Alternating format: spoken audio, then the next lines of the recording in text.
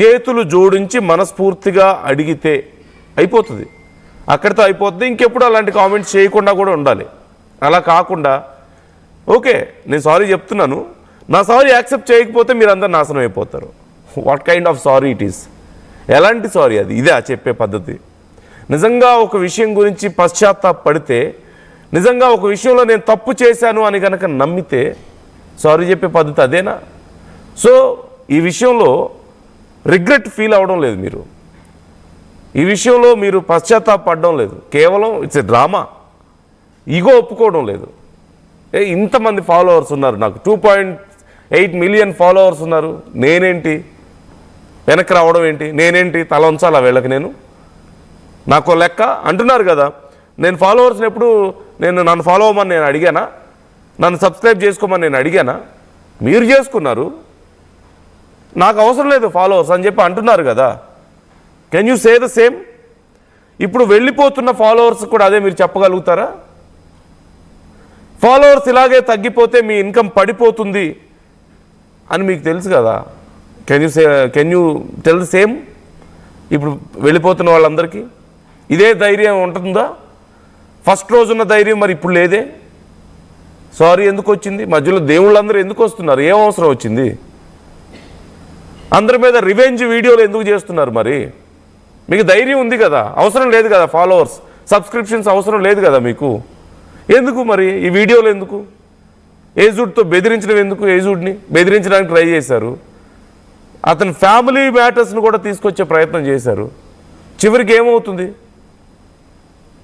ఆయన మళ్ళీ bounce back అయ్యారు. ఫస్ట్ కొంచెం వెనక్కి తగ్గే ప్రయత్నం చేశారు, బట్ ఆయన కొంచెం బౌన్స్ బ్యాక్ అయ్యే ప్రయత్నం చేశారు.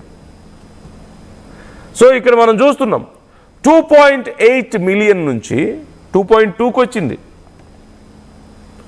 2.2కి వచ్చింది అక్కడ సబ్స్క్రిప్షన్. మీరు చూస్తున్నారు అతని ఫాలోవర్స్ అంటే దగ్గరగా 6 లక్షల మంది ఎగిరిపోయారు.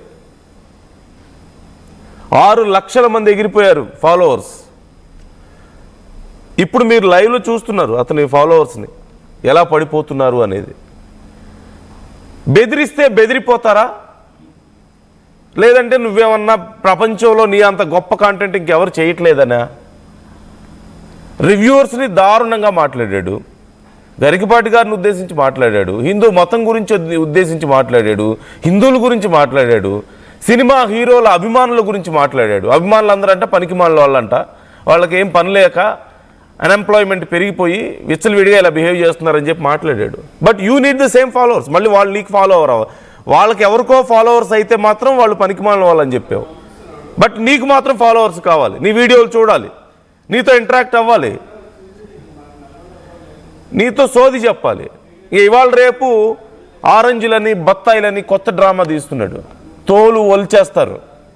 అర్థమవుతుందా? నేను ఎక్కడో వేరే దేశాల్లో ఉన్నా నన్నేం చేస్తారులే అనుకుంటున్నావేమో. తోలు ఒలిచేస్తారు పట్టుకొని. పరిస్థితులు ఎప్పుడూ ఒకలా ఉండవు. సహనానికి ఒక హద్దు ఉంటుంది. బత్తాయిలు ఆరెంజ్లని దేవుడి ఫోటోలు దేవుడి ప్రతిమలు పట్టుకొని డ్రామాలు ఆడితే సరిపోదు, నోటికొచ్చినట్లుగా మాట్లాడితే సరిపోదు. ఇట్స్ ఖచ్చితంగా you know that you are in a deep. నేను కొన్ని మాటలు ఉపయోగించట్లేదు ఇక్కడ, లైవ్లో ఉన్నాను కాబట్టి. చాలా లోతుకి పడిపోయావు అనేది నీకు అర్థమవుతుంది. బట్ స్టిల్ క్షమాపణ చెప్తే ఎక్కడ నీ అహం దెబ్బతింటుందో అని, నీ ఈగో దెబ్బతినకుండా ఏదో డ్రామా ఆడుతున్నావు. లేదు అంటే యూ మస్ట్ బి క్రేజీ, అంతకుమించి ఇంకేం లేదు. నాకు ఇంతకుమించి సంపాదించుకునేది ఏం లేదనుకున్నావో, లేకపోతే ఇంకేం ప్రాబ్లం ఉందో తెలీదు. లేదంటే ఇవన్నీ కాదనుకుంటే విశ్వాసం పోయిందేమో.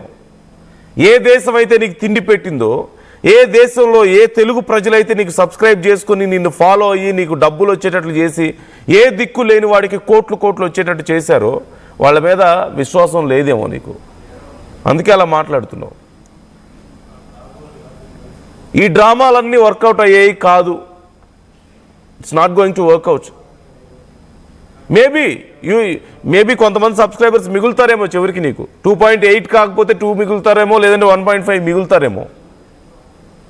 బట్ చేంజ్ కనిపిస్తుంది ఖచ్చితంగా. చాలా డ్రాస్టిక్ చేంజెస్ త్వరలో కనిపిస్తాయి నీకు. నిన్న మొన్నటి దాకా నెలకి నేను 30 లక్షలు సంపాదించాను, 40 లక్షలు సంపాదించాను అన్నావు కదా, పడిపోతుంది. సబ్స్క్రిప్షన్ స్లోగా పడిపోతుంది, నీకు వ్యూవర్స్ స్లోగా తగ్గిపోతారు. అన్నా నువ్వు తోపన్నా, నువ్వు తురుమన్నా అని చెప్పి మాట్లాడే వాళ్ళు ఎవరు ఉండరు. నీకు మహా అయితే డబ్బా కొట్టేవాళ్ళు ఆ చుట్టుపక్కల ఒకళ్ళిద్దరు ఉంటారేమో. So all we wanted to say is, గాయపడ్డ హిందువుల మనోభావాలకి నువ్వు నిజంగా క్షమాపణ చెప్పాలి, నువ్వు రిగ్రెట్ ఫీల్ అవ్వాలి, నువ్వు రియలైజ్ అవ్వాలి. That is what all we want.